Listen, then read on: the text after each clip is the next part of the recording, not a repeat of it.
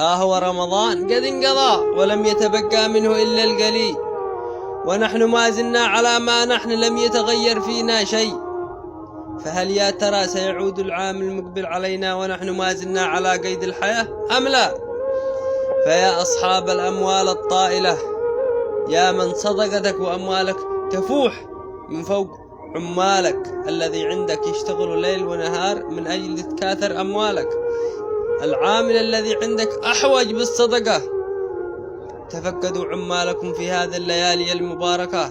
ما زال لديك ليلة توزيع الجوائز من الله عز وجل. ليلة العيد هي ليلة توزيع الجوائز وليلة رضا الله على شهر رمضان وما قبله، فلا تنسوهم، تفقدوهم. البعض منهم لم يستطيع الزواج حتى الآن، والبعض منهم لديه ظروف صعبة، فلا تنسوهم.